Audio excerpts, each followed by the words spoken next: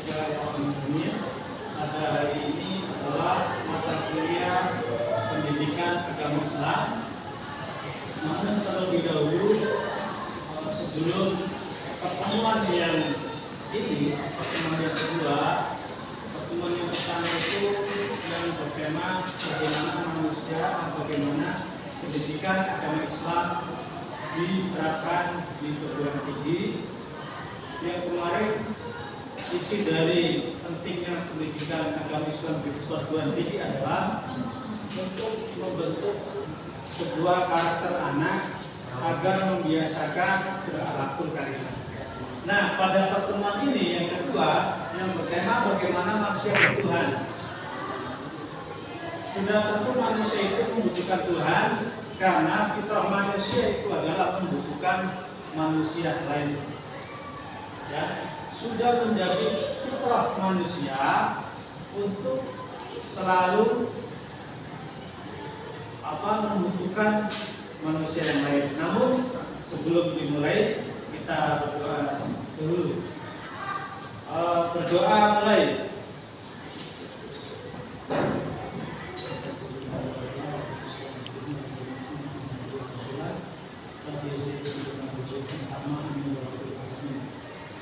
Oke, dilanjut.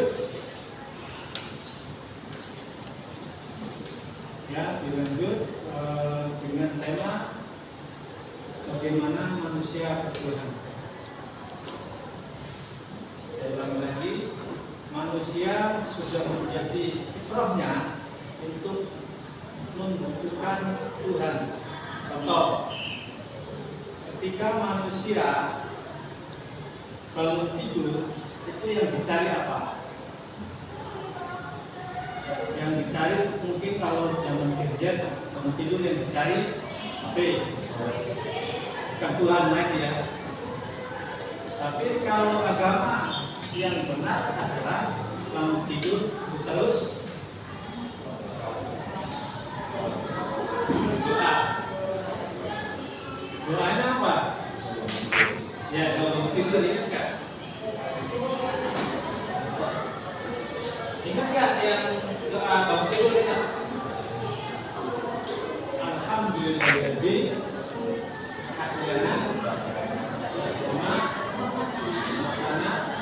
alamin. Itu contoh-contoh manusia membutuhkan Tuhan. Manusia membutuhkan Tuhan. Oke, makna Tuhan.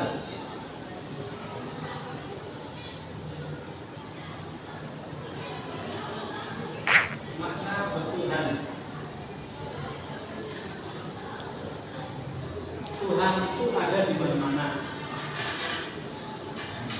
Jika pertanyaan anak kecil, pertanyaan yang disampaikan atau yang ditanyakan kepada anak SD, Tuhan ada di mana? Tuhan ada di atas.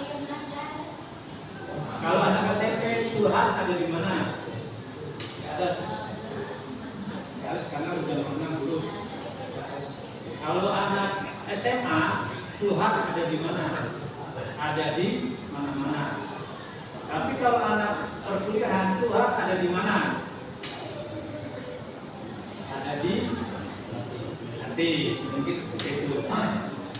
Tuhan ada di hati.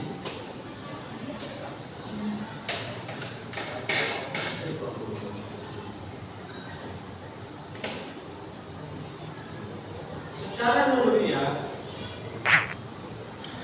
naluriah manusia membutuhkan orang lain yang dapat mengatasi dan melampaui batas-batas kelemahan dan keterbatasan manusia. Jadi ketika seseorang menyadari bahwa kita itu butuh Tuhan, itu semakin pula kita lemah.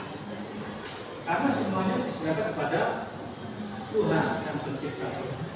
Yang semakin banyak kesadaran akan kelemahan dan pada dirinya, semakin seseorang butuh terhadap Tuhan, maka semakin seseorang butuh terhadap Tuhan, semakin tinggi pula ketergantungannya terhadap Tuhan. iyyaka na'budu wa iyyaka nasta'in. Artinya hanya Engkaulah yang kami sembah dan hanya kepada Engkaulah kami meminta pertolongan. Na'budu diambil dari kata ibadat yang artinya kepatuhan dan ketundukan yang ditimbulkan oleh perasaan terhadap kebesaran Allah. Nasta'in minta pertolongan terambil dari kata isti'anah. Yasta'in isti'anah mengharapkan bantuan untuk dapat menyelesaikan suatu pekerjaan yang tidak sampai pekerjaan dengan tenaga sendiri. Maka manusia itu disebut manusia sosial, manusia yang menunjukkan manusia lain. Tidak ada manusia itu tidak membutuhkan orang lain, pasti membutuhkan orang lain. Ketika kita membutuhkan orang lain lalu tidak ditolongnya, itu kamu bagaimana perasaan? Yang setia menolong itu hanya Tuhan. Yang setia menolong hanya Tuhan. Seseorang yang membutuhkan Tuhan berarti seseorang itu sudah menyadari dirinya. Maka ketika kamu mempunyai masalah yang tidak bisa diselesaikan, mengadulah kepada Tuhan. Jangan curhat kepada temannya. Kalau kamu curhat terhadap temannya, nanti yang ada menjadi aib. Ketika ada masalah tidak bisa diselesaikan. Oke, pada umumnya manusia mengambil keyakinan mereka dari orang sekelilingnya. Zaman dulu itu di sekelilingnya yang sekiranya membantu dan melindungi, seperti di Kinjapat, ya, India, itu ada pohon besar. Karena itu sumber air, buahnya banyak, akhirnya apa? Dipertuankan. Terus ada sapi menghasilkan susu, akhirnya dipertuankan karena beranggapan memberikan manfaat. Itu zaman dulu karena belum berpikir seperti zaman sekarang. Nah, mengimani apa yang mereka imani. Ia mengimani apa yang mereka imani. Bisa jadi kita mengimani mempunyai agama dikarenakan orang tua kita di sekeliling kita. Karena mengimani dengan adanya Tuhan melalui agama Islam. Ya.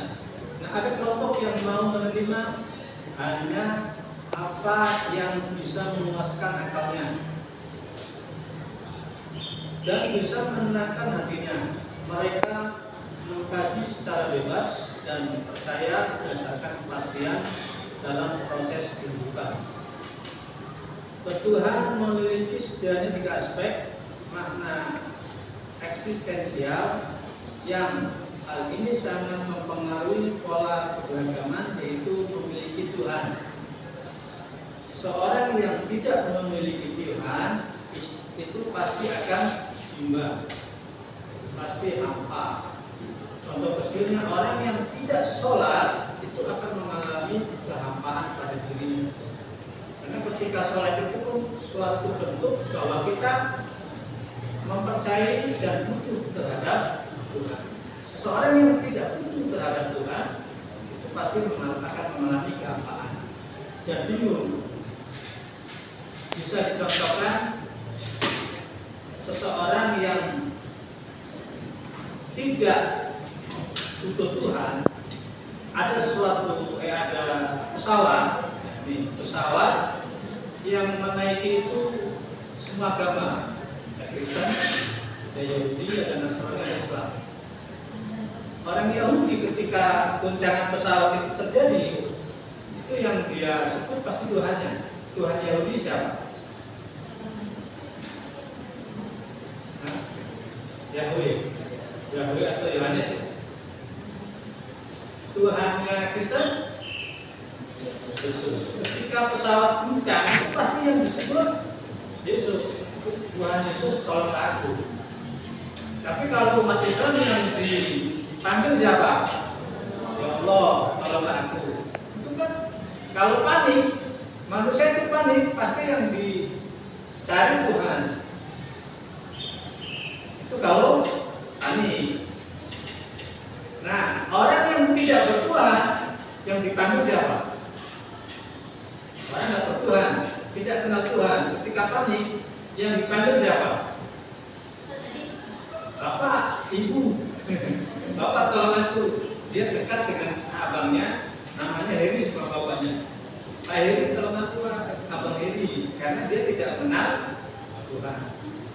Itu ya, bisa dipahami? Nah, seperti itu. Hidup bersama Tuhan, kita harus selalu menyebut Allah. Jangan menjauh